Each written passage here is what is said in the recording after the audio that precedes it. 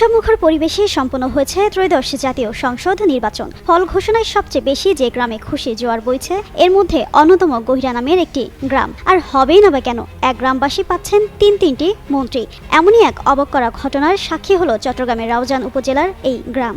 জাতীয় সংসদ নির্বাচনের ফল ঘোষণার পর থেকেই গ্রামটিতে বইছে খুশি জোয়ার। এ গ্রাম থেকে যে তিনজন এবার সংসদ সদস্য নির্বাচিত হয়েছেন তারা রাউজান উপজেলার গহিরা গ্রামের বাসিন্দা। 3টি আসনে ধানের শীষ প্রতীকে জয়ী হন তারা। বিজয়ীরা হলেন চট্টগ্রাম 6 অর্থাৎ রাউজান আসনের গিয়াসউদ্দিন কাদের চৌধুরী, চট্টগ্রাম 7 রাঙ্গুনিয়া আসনে তারই ভাতিজা এবং যুদ্ধ অপরাধের অভিযোগে ফাঁসির দণ্ডপ্রাপ্ত সালাউদ্দিন কাদের চৌধুরীর ছেলে হুম্মাম কাদের চৌধুরী এবং চট্টগ্রাম 10 ডাবল মুরিং হালিশহর আসন থেকে নির্বাচিত সাইদ আল নোমান। গিয়াসউদ্দিন কাদের চৌধুরী পেয়েছেন 1,12,237 ভোট, হুম্মাম কাদের চৌধুরী পেয়েছেন 1,242 ভোট, সাইদ আল নোমান পেয়েছেন 1,21,347 ভোট। সাইদ আল নোমান প্রয়াত মন্ত্রী আব্দুল্লাহ আল নোমানের ছেলে।